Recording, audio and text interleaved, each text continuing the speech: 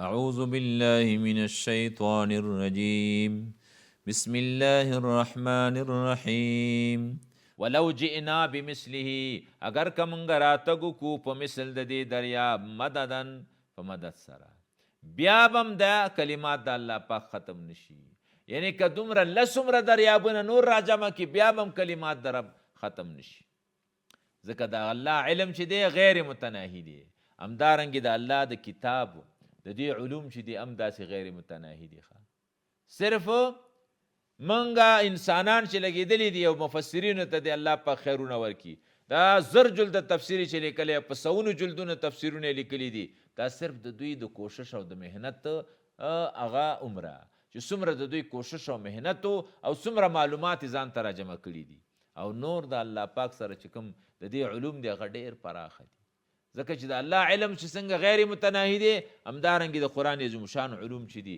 دا غیر متناهي دي او ځکه وایي جمیع العلم فی القرآن لکن تقاصر عنه افهام الرجال ټول علوم په قرآن کې دي لیکن صرف د دنه د انسانانو ذهنونه قاصر دي زموږ ذهن ورته نه رسیږي قرآن عظیم شان چې کوم احکام دي دا ټول د عقل نه بالا دي او پورته دي زموږ عقل ورته نه رسیږي هغې داسې نه دي چې د عقل نه مخالف دي عقل سره موافق دي خو زمونږ عقل قاصر دی کمزوری دی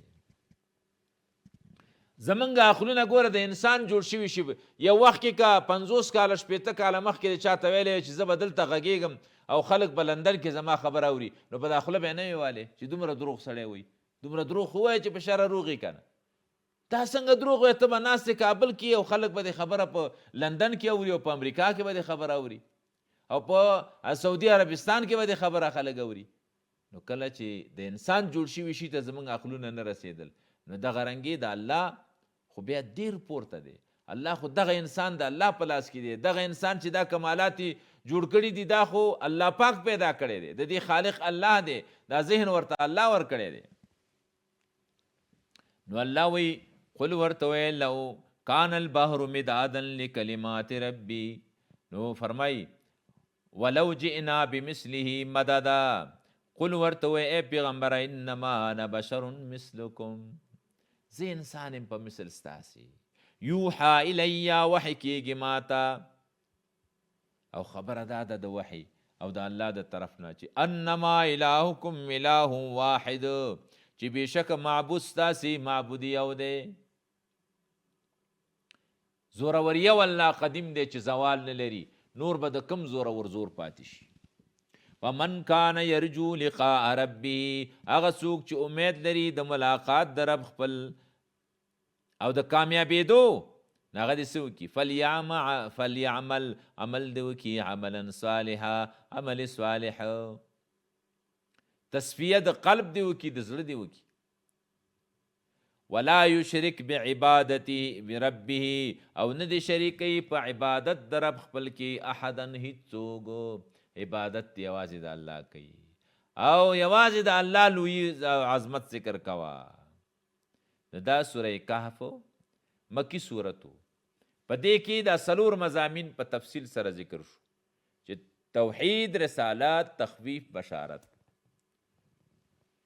نو د ټولو خلاصه لا اله الا الله محمد رسول الله په لا اله الا الله کې توحید په محمد رسول الله کې رسالات د منون کې د پاره جنت من قال لا اله الا الله دخل الجنه او د نه منون کې د پاره دوزخ دی وس الله پاک ذکر کوي سورت مریم سورت مریم د دې ربط د مخکینی سورت سره د سورت کاف سره ښکاره دی هغه مکی و دا مکی دی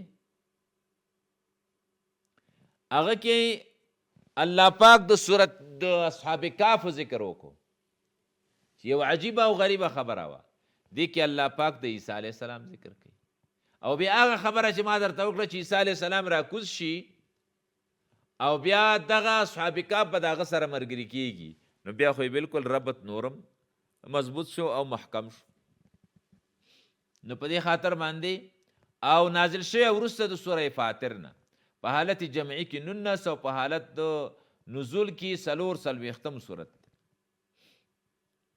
مخکې کې صداقت د قرآن عظیم شان په ذکر د اخبار ماضیو په دې کې صداقت د قرآن په ذکر د اخبار ماضیه وساره. او همدارنګې بیان د قصې د عیسی علیه السلام دا پکې ذکر کیږي. هلته د حضر علیه السلام قصه ذکر شو، د موسی علیه السلام قصه ذکر شو. دلته الله پاک د حضرت مریم قصه کوي او د حضرت عیسی علیه السلام قصه دا ذکر کیږي. نو په دې خاطر باندې دا ربط شو. آیاتونه د دې صورت 98 آیاتونه لري او 280 کلمات دي پکې او 3900 حروف دي پکې. سورت مریم او دا هغه سورت دی چې د نجاشي بادشاه د حبشي بادشاه په دې سورت په واسطه باندې ایمان راوړی. اول حضرت عثمان او نور صحابه کرام دا لاړل هجرت ته او په هغې ځای کې حبشي ته لاړل. کافرانو ورپسې تعاقب وکړو او ابو سفیان او ډلې ورپسې ورولېږله چې ورشئ د حبشي بادشاه ته ووایي چې دغه بګوړه قوم دی او دا مه پرېږدئ او دا ورانې کوي او دلته هم ورانې شروع کړی دی. نو دا وشړئ د دې ځای نه. بیا یې دواړه راوغوښتل، خبرې ورسره وکړي او بیا یې ترېنه پوښتنه وکړه چې تاسو ته دا کوم پیغمبر چې راغلی دی ته څه بیانات کیږي. نو دا صورت مریم دا ورته تلاوت وکړو. نو هغې ورته وشړل او بیا ایمان راوړو چې دا بالکل حق کتاب دی او حق دین دی. نو فرمایي کاف ها یا عین صاد. دا کاف مانا کریم او ها مانا هادیون او یا مانا او یمین. عین مانا عزیز او صاد مانا صادق. او یاد دا چې والله عالم بمراده بذلک. دغه معناګانې ما درته څو کرته ذکر کړ چې داسې د خوند او د لذت دپاره علماو ذکر کړي مفسرینو. نور معنا د دې باندې څوک نه پوهېږي. دا حروف مقطعات دي په اوایلو د صورتو کې راځي. لکه په دې ځای کې ګوره 15 دې نه زیات په بل ځای کې نشته دی. دلته 15 حروف یو ځای شوي دي او بعضې کې 4، بعضې کې 3، بعضې کې 2، بعضې کې 1. کاف ها یا عین صاد والله اعلم بمراده بذلک ذکر رحمت ربک عبده. یادول د رحمت د رب ستا عبده بنده خپل لره زکریا چې زکریا علیه السلام دی. اذ نادا په هغه وخت کې چې آواز وکړو زکریا علیه السلام ربه رب خپل ته ندان خفیه په آواز پټ سره سرا فی اللیل. او سی ویلی قال ویلی ربی اے رب زما انی وهن العظم بشک زما اډوکی ضعیفه شوي دي منی زمانه او واشتعل الراس او سپین شوی دی سر زما شیبن د بوډاتوب د وجې نه سر مې سپین دی. دا سپین ډکی چې د سړي په ګیره یا په سر کې ولګېږي دا وایي یو خبر دی د دپاره چې ګوره مرګ ته نور ځان تیار کا. ځکه وایي توره ګیره مې شو سپینه زه حیران یم. زه رحمان وایي نه عاقل شم نه بالغ. واشتعل الراس شیبا او سپین شو سر زما شیبن د ضعیفوالي د وجې نه. ولم اکن بدعائک خو زه نه یم ستا د دعا نه ربی رب زما شقیا بې برخې بدبخته او نامراده ستا نه امید لرمه. ته قادر مطلقې په دې وخت کې ما ته بچیان راکوی شي. و انی خفت الموالیا او بېشکه زه یېرېږم د خپلو ورثو په باره کې من ورائی ورسته زمانه. یعنی په ورثو کې ګورم چې څوک د دین حمایت کوي او که نه کوي. ځکه پیغمبرانو سره به د دین غم وخه. د کم ملا چې خدای پاک وی علم قبول کړی نو اولاده عالمان کی دا یې نښه ده. نو په دې خاطر باندې او نور د الله تقسیمات دی نو مړو نه ژوندي پیدا کوي او د ژوندیو نه مړي پیدا کوي.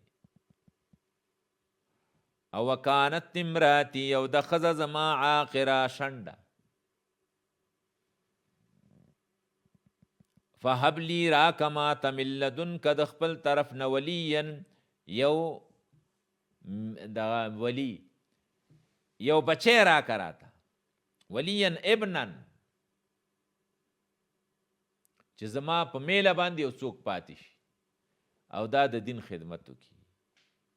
یرثني چې میراث ویسي زمانه. ګوره دې نه معلومیږي ځکه چې د نیکه میراث خو څوک نه وړي که نه، د نیکه میراث خو پلار ته پاتې کېږي. یرثني چې دی وارث شي زما و یرثو او میراث ویسي من آل یعقوب د آل د یعقوب نه. او د آل د یعقوب میراث څه هغه پیغمبري وه چې الله پاک ورته نبوت ورکي، پیغمبري ورکي، علم دین ورته ورکي. ځکه حضرت ابو هریره صاحب یو ورځ راغی هلکه وایي تاسو دلته خرڅول او اخیستل کوئ او د نبي علیه السلام میراث تقسیمیږي په جومات کې مسجد نبوي کې. صحابو ټولو رامنډې کړې چې هلئ د میراث خو موږ د برکت دپاره مخلو چې یو معمولي شی راورسېږي هم ښه ده. نو دغه رنګې چې ورمنډې کړې جومات ته چې ګوري هېڅوک هم نشته، هېڅ میراث تقسیمات نشته. وایي ابو هریره موږ دلته راوستو غټ سړی ولې داسې کوې؟ وایي هغلته ګوره تعلیم کېږي که نه، د علم زده کړه کېږي، تعلیم او تعلم کېږي. دا د نبي علیه السلام میراث دی که نه. نبی علیه السلام فرمایي العلماء ورثة الانبیاء، علما چې دي وارثان د انبیاو دي. او انبیاو نه درهم او دینار نه پاتې کېږي بلکې علم ترې نه پاتې کېږي. نو ورشي دا حاصل کوي بس د نبی علیه السلام میراث به واخلي. وجعله ربي او یا رب وی ګرځوه ردیا پسندیده او خوښ کړی شوی داسې چې د هر چا ورسره محبت وي. نو بعضې خلکو سره د هر چا محبت وي که نه. زمونږ په دې مشرانو کې بعضې داسې خلک دي الله پاک دې ټولو ته ډېر عمر ورکړي خو الله دې دوی ته ډېر زیات نورم ترقي ورته ورکړي، د هر چا ورسره محبت وي. نو دغه رنګې نو الله پاک په دې خلکو کې د خلکو په زړونو کې ورته ځای ورکړی. ځکه وایي حکومت د خلکو په زړونو باندې کول پکار دي. داسې عمل وکئ وزیرانو، رئیسانو، د امارت مشرانو چې دا خلک داسې در باندې رامات شي. بود اخلاق شیرین باعثی جمعیت عالم مگس آرا هجوم از کثرت شکر شود پیدا. نو داسې مینه او محبت ورسره وساتئ او انشاءالله کوشش چې عام طور سره مونږ ګورو حتی الوس هم داسې روان دی. خو خدای پاک دی بعضې خنډونه هغه سره ختم کړي او الله دې افغانان په اتفاق او اتحاد باندې راولي. نو زکریا علیه السلام دعا وکړه چې الله بچی راکړي او بچی داسې بچی راکړي چې عالم وي او مجاهد وي او دی پیغمبر وي او دی د دین خدمت وکړي، خادم د دین شي. زه یو ورځ یو طالب وفات شوی نو ما پکې تقریر کوم، ما خلکو ته ویل ملګری یو سړی چې زوی غواړي هغه د ځان دپاره غواړي یا داسې وایي چې زه خیر دی دې تر ته دې بچی لږه پیسې ورکوه، لندن ته یې ولیږي مزدوري پې کوي، کله کله ورته وایي چې هغه ترور دی د خاله دی د دې ته هم خیر دی یو سلګیز راولېږه هغه ته هم کومک وکړه. او دې سړي دا زوی د ټول عالم دپاره وقف کړی و چې زه د دین خدمت کوه. او نو دغه رنګې د دا ټولې دنیا ته زوی وقف کړو. نو زکریا علیه السلام هم د داسې زوی دعا کوي چې وجعله ربي ردیا. الله پاک ورته ویلي یا زکریا ای زکریا انا نبشکره. دلته الله پاک زکریا ته په نامه باندې خطاب وکړو. یا زکریا داسې چېرته نبی علیه السلام ته خطاب نه دی شوی. دې نه معلومیږي چې د هغه مرتبه د ده نه او د ټولو پیغمبرانو نه پورته وه. نبی علیه السلام ته الله څه په ادب باندې او داسې یو عجیب الفاظ ورته استعمالوي یا ایها النبی جاهد الکفار یا ایها الرسول بلغ ما انزل الیک. نو الله ورته ویل یا زکریا ای زکریا انا نبشرک بېشکه موږ زیری درکوو تا ته بغلام په یو هلک باندې چې عظیم شان هلک دی. هغه داسې هلک نه دی چې هغه د نورو هلک الکان غوندې دی. اسمه یحیا چې نوم د یحیا دی، نوم یې ورته داسې منتخب کو چې د دې نامه نه معلومیږي. حدیث کې راځي لیحیی الدین، چې ژوندی کړي دا دین.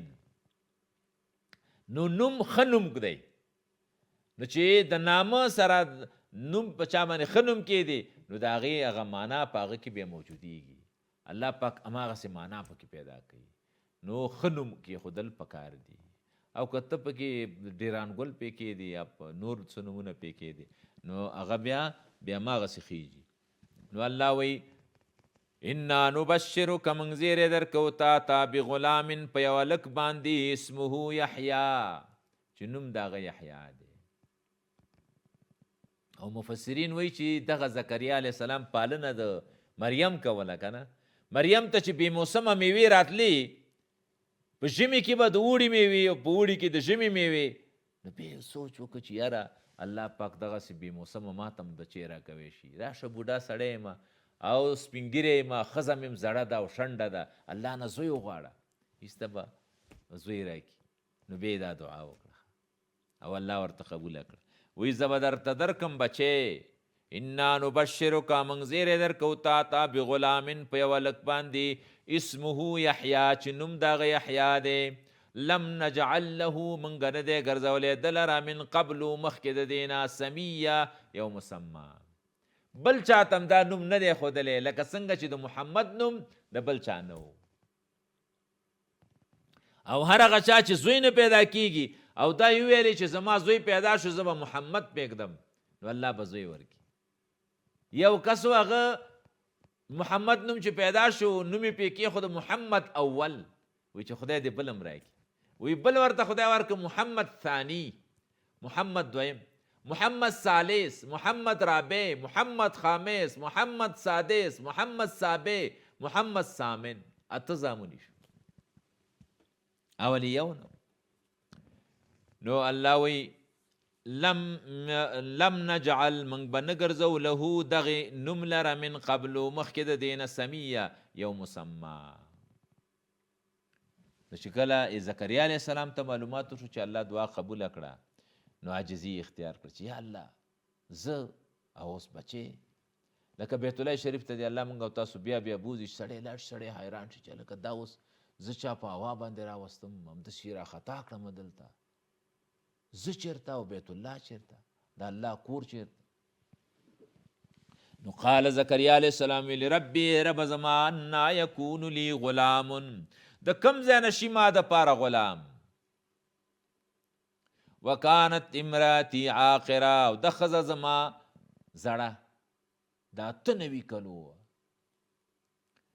او وقد بلغتو زه رسېدلی ما من الکبر د بوډاتوب نه عتیه نهایت ته،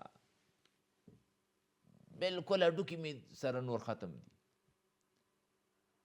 څوک وایي چې دا د 100 کلو، څوک وایي 99 کلو. نو قال الله ورته ویل کذالک، بلکل امر همدارنګې دی، تم بوډای او ښځه دې هم بوډۍ ده او زړه ده، دواړه د کار نه یې.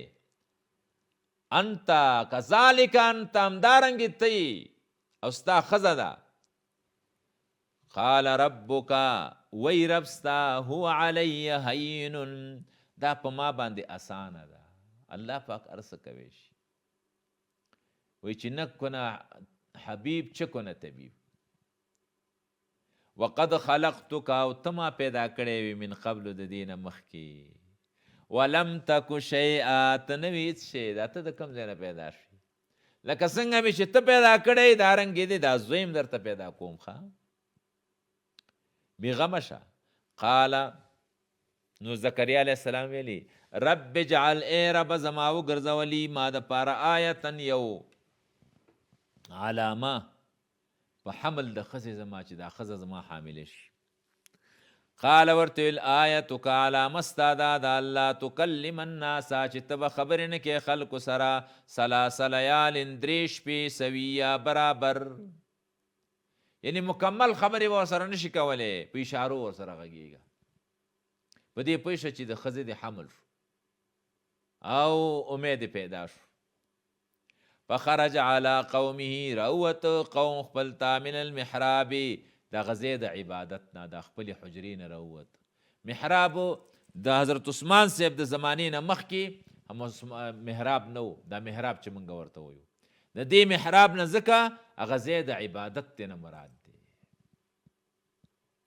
من المحراب د محراب نه فاوحى الیهم اشاره وکړه د خلکو ته ان سبحوا چې تسبیح وایي بکرتن سحر وعشیه او ماښام، یعنی سحر او ماښام هر وخت کې د الله تسبیح وایي، یا د سحر مونځ نه مراد دی او د مازدیګر مونځ چې دا کوئ. نو الله پاک ورته یحیی علیه السلام زوی ورنصیب کړ. یا یحیی خذ الکتاب، کله چې یحیی علیه السلام پیدا کړ نو یحیی علیه السلام ته الله پاک خطاب وکړ، پیغمبر یې کړ. نو زوی ورکړ یکه باشه کې تکه باشه، نو چې یو زوی خو پیغمبر زوی و. یا یحیی ای یحیی علیه السلام څوک خذ الکتاب واخله کتاب، وی تورات یې درته ورکړ بقوت په محکم والی سره، واتیناه الحکم منګه ورکړه دته نبوت. صبیه چې دی کشر و، په کشر عمر کې ځکه نورو انبیاو ته الله نبوت ورکړی په 40 کلنۍ باندې، دته الله پاک په کم عمر کې ورکړ، په 10 کلنۍ کې ورکړی. وحنانن او ته نرم دلی، الله چې یو چا نه کار اخلي هماغسې اخلاق ورکي او رویه ورکي. نو وی که هر سړی سړی وی د سړو به څه کمی وي، او که هر تیږه غمی وي د غمو به څه کمی وي. نو هر سړی سړی نه وي. نو الله وی وحنانا نرم دله من لدنا زمونږ د طرف نه، او وزکاتن پاکیزه، ځکه چې پیغمبر خو بالکل د ګناه نه پاک سوتره وي، نه واړه ګناهونه او نه غټ ګناهونه، قبل النبوت بعد النبوت بالکل د ګناه نه پاک. وکانه تقیا او دی و متقی، یعنی د الله پاک نه یریدونکی و. او وبرم بوالدیه، دی نیکی کوونکی او د مور و پلار سره، مور و پلار سره احسان کو. یو سړی ډېر ښه دی خو لیکن مور و پلار سره ښه نه دی، نو دا ښه نه دی. یو سړی ډېر ښه دی خپل اهل سره ښه نه دی، نو دا هم ښه نه دی. نبی علیہ السلام وایي په تاسو کې ښه سړی هغه څوک دی چې د خپل اهل لپاره ښه وي، د خپلې ښځې سره ښه وي، د خپل بچیانو سره ښه وي. او زه وایي په تاسو کې د خپلې ښځې او د خپلو بچیانو سره ښه یم. حضرت عایشې نه چا پوښتنه وکړه چې د نبی علیہ السلام خو د باندې عملونه موږ ګورو، دننه عمل یې څه دی؟ وایي دی موږ سره په کور کې د کور کارونه کوي او خدمت را سره کوي. او ولم یک جبارا، ولم یکن نبوی دا جبارا متکبر، متکبر بنی، او عصیہ نافرمان بنی. وسلام علیه، یو سلام دی په ده باندې الله وی زمونږ د طرف نه دی بالکل په امن و امان کې پروت. یوم په هغه ورځ باندې ولیدا چې دی پیدا شو، و یوم یموت او په هغه ورځ چې دی وفات کیږي، و یوم یبعث حیا او په هغه وخت چې دی بیرته راژوندی کیږي، په هغه وخت کې د سلامتی ای په ده باندې دی به بالکل سالم را پاسیږي او هیڅ ترس او ویره و پې نه، ځکه د الله پیغمبر دی. وذکر فی الکتاب مریم، او یاد کئ پیغمبر په دې قرآن کې مریم، د مریم قصه ذکر کا، قصه د عیسی علیه السلام، د مور د عیسی علیه السلام د مریم، چې مریم ته الله پاک کم شان او شوکت ورکړی و. مریم په معنا د عابدې سره ده. نو وذکر فی الکتاب مریم، یاد کئ پیغمبرانو، اثبات د رسالت هم پکې راغی. دې کې صداقت د قرآن عظیم شان په ذکر د اخبار ماضیه او په مخکې کې هم او په دې کې هم. هلته ذکر د قصې د زکریا علیه السلام، او دلته قصه د حضرت مریم ذکر کیږي، او بل د سامری قصه ذکر کیږي پکې. نو په دې فرمایي وذکر فی الکتاب، یاد کا په کتاب کې مریم، مریم اذن تبذت، په هغه وخت کې چې دا جدا شوه، چې جدا شوه من اهلها د اهل خپلنا د پاره د عبادت مکانن یو ځای ته شرقیه چې د دې کور د مشرق طرف ته و، مشرق طرف ته ځای ځان ته خاص که د عبادت دپاره. فاتخذت من دونهم وینیو اخوا د دوی نه حجابا پرده، فارسلنا الیها منګه ولیږه دې طرف ته روحنا روح زمونږ جبرائیل علیه السلام، فتمثل لها بشرا بیا جوړ شو د دپاره یو انسان سویه برابر، د انسان د نارینه په شکل کې حضرت دغه جبرائیل علیه السلام ورولېږه. قالت انی اعوذ بالرحمن منک ان كنت تقیا. دا اوس د حضرت مریم قصه روانه وه چې الله پاک فرمایل چې منګه ورته جبرائیل امین د یو رجل د یو نارینه په شکل کې جوړ کړو او دا ورغې او دا یو طرف ته وه. نو قالت حضرت مریم ورته وویلې انی اعوذ بالرحمن، بېشکه زه پناه غواړم په رحمان ذات، منک لتانا ان کنت تقیا، که چیرې ته یریدونکی د الله نه. نو ستر او پرده پکار ده، مطلب زه او تا سره داسې دغه نه لرو. قال جبرائیل امین ورته وفرمایل انما انا رسول ربک، بېشکه زه استازې او خبر را رسونکې د رب ستا یمه، فرستاده شده یمه، لأهب لکې چې وبخم تا ته غلامن یو الک، زکیه پاکیزه، چې یو پاکیزه زوی درته خدای درکړي. حضرت مریم ورخطا شو چې خدای ما خو نکاح نه ده کړې، بچی مې د کوم ځای نه پیدا شي. قالت مریم ویلی انا یکون لی غلام، د کم ځای نشي ما د پاره بچی، ولم یمسسنی بشر، او زه نه یم مسه کړی انسان، یعنی ما چیرته نکاح نه ده کړې، ولم اکو بغیا، او نه یم زه بدلمنه، بدکارم نه یم. قال جبرائیل ورته فرمایل کذالکی، همدغه رنګې ای مریمې، نه دې نکاح کړي او نه بدلمنه ښځه یې. قال ربکی، وی رب ستا، هو علی هین، دا په ما باندې آسان دی، زه بغیر د پلاره بچی تا ته درکوم. لکه څنګه مې چې آدم علیه السلام بغیر د پلاره او د موره پیدا کړی، نو تا بغیر د تا ته بغیر د خاوند نه او بغیر د میړه نه بچی درکوم. ولنجعله آیة، او د پاره دی چې وی ګرځو منګه یو علامه په قدرت خپل باندې، چې د خلکو ته معلومات وشي چې الله پاک داسې کارم کوی شي. للناس، خلکو ته، ورحمتا، او رحمت شي د خلکو د پاره، د هغه چا د پاره چې ایمان راوړي په ده، د هغې د پاره به رحمت شي. منا، زمونږ د طرفنا، او کان امرن، او دی دا یو کار مقضیه، فیصله کړی شوی، مقرر، دا کار کیږي خامخا. فحملته، نو دغه مریم بار که دی خپل بچی لره، یعنی بچی په خیټه شو. نو څه وخت چې تیر شو او وضع د حمل راغله، د بچی پیدا کېدلو، نو فانتبذت به، نو جدا شوه دا ښځه دا مریم، فانتبذت یعنی اعتزلت، به په دې بچی سره، مکانن یوځای ته قصیه، چې لرې و، د حیا د وجې نه لرې ځای ته لاړه، ځان ته لاړه.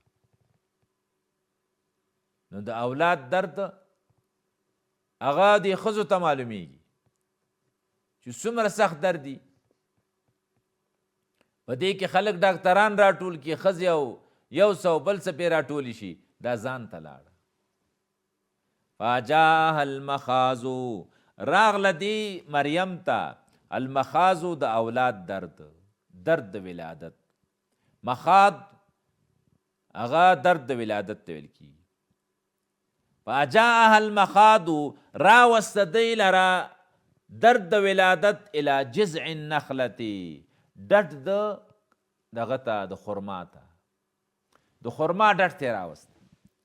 قالت نو وی ویل یا لیتنی یا افسوس دی ما دپاره متو قبل هذا چې زه مړه شوی وی مخکې د دې حمل نه کشکې نه وی.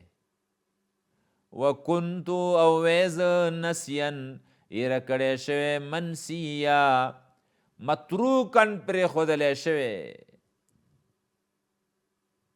چې بلکل وی نه.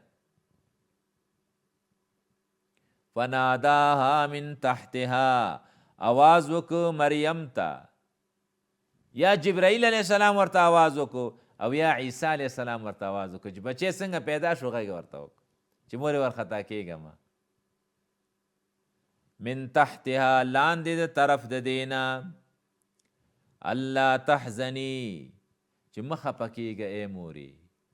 قد جعل ربک په تحقیق سره ګرځولی دی رب ستا تحتک لاندې ستانه سریا یو نهر لاندې ورته الله پاک ښایسته اوبو یو ویاله جوړه کړه چې په دې کې دا بچی هم ولمبوه او خپل هم ولمبه او اوبه مې مسکه.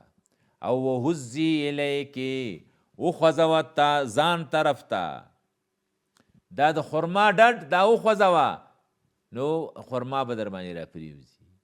بجذع النخلة ډډ د دې خرما تساقط علیکی را پریبوزی پتا باندې رطبن خرما جنیا تازه خرما به در باندې را پریوزی. فکلی او خرا وشربی او سکه. فکلی دا خرما اخرا خرما اوسم چې بچی د کمې ښځې پیدا شي هغې دپاره خرما فایده ناکي دي. او وشربی او سکا دا نهر نه اوبه وسکه. او وقری عینا او یخې کته سترګې خپلې په بچي باندې دي قرة العیون ورته وایي که نه یخوالی د سترګو او سترګې د روښانه. فإما ترین من البشر احدا کچیرې ولیدې ته من البشر د انسان نه احدن یو کس دا بچی د غېږ کې واخله که چا ولیدلې نو فقولی ورته ووایه انی نظرت للرحمن بېشکه ما نظر کړی د رحمان ذات دپاره صومن د روژې د خبرو نه. په عیسایت دین کې دا مسله وه چې سړي به خبرې نه کولې دا هم روژه وه او دې کې به هم ثواب و. خو زمونږ په دین کې بیا دا دی چې نه ته به خلکو سره خبرې کې. فلن اکلم الیوم انسیا چې زه به خبرې نه کوم نن ورځ د انسان سره چې زما روژه ده. نو فاتت به قومها راوړ دی مریم دا بچې قوم د دې ته تحملوه چې بار کړی و افتخارا غېږ کې نیولی و او قوم باندې تېرېده. قالو قوم ورته ویل یا مریم ای مریمې لقد جئت شیئا په تحقیق سره تا راتګ کړی په یو شي باندې فریا چې دا ډېر ناشنا کار دی. او دا ولی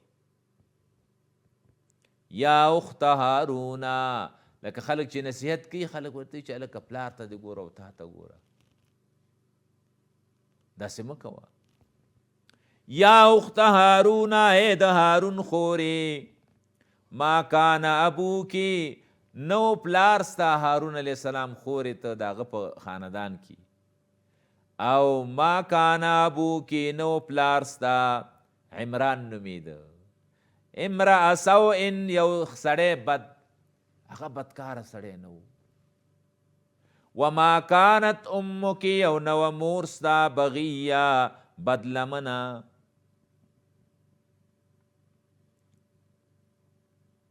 فاشارت الیه د خو نظر کړی د خبرو چې خبرې ونه کو، اشاره وکړه دی الک ته، دی ماشوم ته کوچني ته. قالو دوی ورته ویل کیف نکلمو څنګه من خبرې وکو من هغه چا سره کان فی المهد صبیا چې هغه دی په زانګو کې ماشوم او طفل. دا خو د یوې ورځې ماشوم دی، دې سره څنګه خبرې وکړو؟ قال عیسی علیه السلام نو دلته چې ده دا خبرې وکړي چې یاره د خلکو چې دې سره موږ خبرې نه کوو، نو عیسی علیه السلام شروع شو. خو دا داسې خبرې نه وي لکه کوچنی چې خبرې کوي، نه د کوچنیتوب خبرې نه وي، دا داسې خبرې وي لکه 10 کلن ځوان چې تقریر کوي او خبرې کوي. ځکه بل ځای کې الله ورته وایي تکلم الناس فی المهد وکهلا، ته به خبرې کې خلکو سره په زانګو کې او په غټتوب کې د 10 کلنۍ په عمر کې. کهولیت د 10 کلنۍ عمر ته ویل کېږي. علما وایي 10 کلنۍ کې خو ما او ته هم خبرې کوو، دا څنګه معجزه شوه؟ وایي دا داسې ذکر کړی ورسره غټتوب چې د ده د دې یوانتوب خبرې او د 10 کلنۍ خبرې دا به بالکل مساوي وي، یو شی وي. قال عیسی علیه السلام ورته ویل انی عبد الله، زه د الله بنده یم. دې کې عیسیانو باندې رد شو چې د الله زوی نه یم، د الله بنده یم، ابن الله نه یم، زه عبد الله یم، د الله بنده یم. آتانی الکتاب، را کړی شوی ما ته کتاب. دا ماضی په معنا د مضارع سره، را بکړی شي ما ته کتاب. وجعلنی نبیا، او زی ګرځولیم نبی پیغمبر، ما به الله پیغمبر وګرځوي، ما ته به نبوت را کولی کیږي، ما ته به کتاب را کولی کیږي انجیل. وجعلنی مبارکن، زی ګرځولیم برکتناک فیدناک په امور د دین او د دنیا کې. اینما کنتو، چرته چې مزو. واوصانی بالصلاة، ما ته امر کړی په مانځه باندې، والزکات، او په زکات. ما دمت حیا، تر څو پورې چې زه ژوندی یم، زه به مونځ کوم، زکات به ورکوم. او وبرم بوالدتی، چې ګوره زما پلار نشته، زه به نیکي کوم بوالدتی، د مور سره، د مور خدمت به کوم، د مور خبره به منم. ولم یجعلنی جبارا، زه نه یم ګرځولی متکبر، شقیا بدبخته. والسلام علی، سلام دی په ما، یوم ولدتو، په وخت کې چې زه پیدا شوم، و یوم اموتو، په ورځ چې زه مړ کېږم، و یوم ابعث حیا، و هغه ورځ چې زه را ژوند را پاڅېږم حیا ژوندی.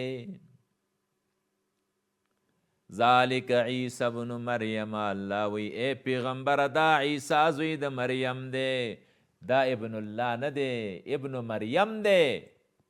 قول الحق، چې خبره د رښتینی، الذي هغه فیه یمترون، چې په دې کې دا کافران شک او شبه کوي، دا عیسیان. ما کان لله، نه دی الله لرا یتخذ من ولد، چې ونیسي بچی، الله لره نه دی مناسب. الله په بچي څه کوي څه؟ چې اوس موږ مړه کېدی نه او مرض را باندې نه راته، روغ رمټ وې، نو بچی څوک څه کوي؟ بچی خو لانجه ده، مصیبت دی. نو الله په بچي کوي څه؟ هغه خو کن فیکون ذات دی. سبحانه، پاکی دا الله لره د دینه چې د دپاره بچی پیدا شي. اذا قضا امرا، کله چې فیصله وکړي او اراده وکړي د یو کار، فانما یقول له، وی هغه کار ته کن شه، فیکونو، نو کیږي، فیوجد، موجودي، هغه کن فیکون ذات دی. وان الله ربي او بشک الله رب زما دی و ربکم او رب ستاسو دی فعبدوه وحدوه الله یو وګڼئ عبادت کوئ هذا صراط مستقیم دا سیده لار ده.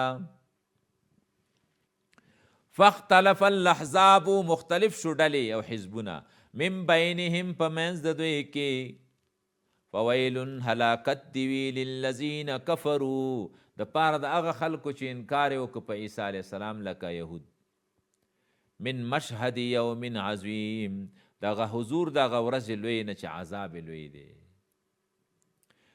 اسمع بهم واوره په دوی باندې پیغمبره او وابصر او وی خیا ورته یوم یأتوننا هغه ورځ چې دوی به راشي موږ ته الله وی په هغې ورځ به بیا دې زه ورسره حساب کتاب کوم چې عیسی علیه السلام د خدای زوی و او که دا د مریم زوی و.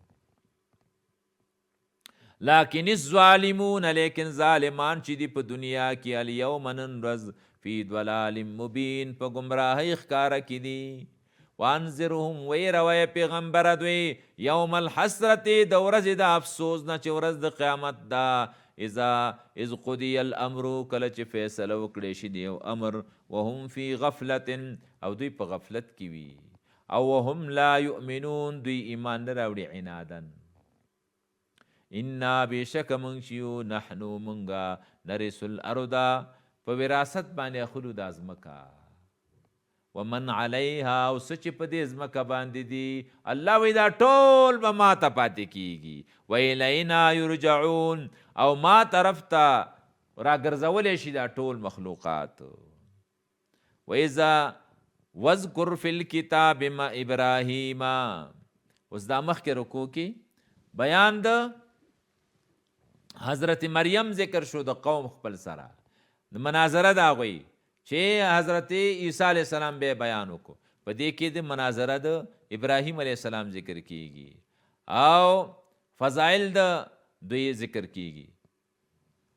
نو بیان د صداقت د قرآن عظیم شان په ضمن د قصې د ابراهیم علیه السلام کې په دې رکوع کې ذکر کیږي او اثبات د رسالت د نبی علیه السلام او تسلی نبی علیه السلام لره.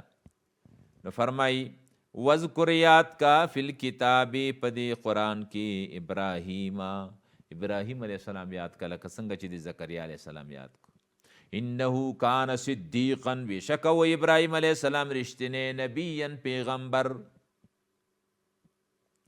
اذ قال لابی پا وخت کې چې ویل د خپل پلار ته یا ابت پلارا لم تعبدو ولی عبادت کوي ما د هغه سره د هغه لا یسمعو چې ناوري ولا یبصرو نګوري ولا یغني عنک او نشي لرې کولی د تا نه شیئا هېڅ مصیبت د داسې شي عبادت ولې کوې و پلاره.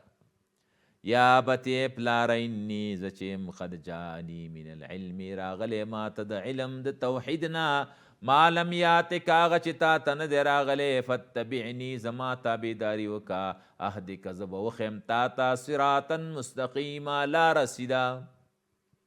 یا ابتی پلار لا تعبد الشیطان عبادت مکو د شیطان ان الشیطان بیشک شیطان چې دی کان للرحمن عصیا دی رحمان ذات لرا نافرمانا. یا ابتی پلار انی اخاف زیریگم ایمسک عذاب چو برسیگی تا عذاب من الرحمن د رحمان ذاتنا فتکون للشیطان ولیا تبشید شیطان د پارا دوست و ملګری قریبا فی النار پور کې بم یو ځای پراته.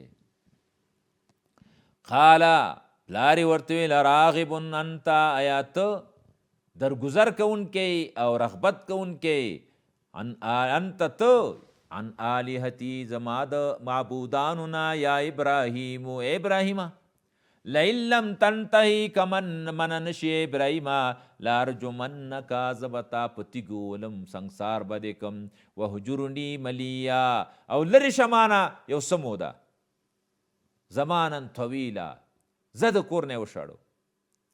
قال ابراهیم علیه السلام ورته سلام علیکا دې ته سلام د متارکی وي یو سلام د رخصت دی یو سلام د مصافحې دی او یو سلام د اجازې دی. یو ځای ته ورځې دروازې ته ودرېږه السلام علیکم نه دا ده چې داخل شم که نه هغه ورته ادخل داخل شه. یو سلام د مسافرۍ دی چې ورغلی ستړي مه شي وکړه. یو سلام د رخصت دی چې کله رخصتېږي چا نه سلام واچو. یو سلام د متارکې دی تیر کېږي، او دغه د مقاطعي چې مقاطعه سلامون بس سلام دی بته. ساستغفر لک زر دی چې زه به تا ته مغفرت وغواړم ربي د رب خپل نه انه کان بي حفیا، بېشکه الله په ما باندې مهربان دی. نو کله چې الله د طرف نه بیا منع شو نو بیا ورته مغفرت نه غوښته. او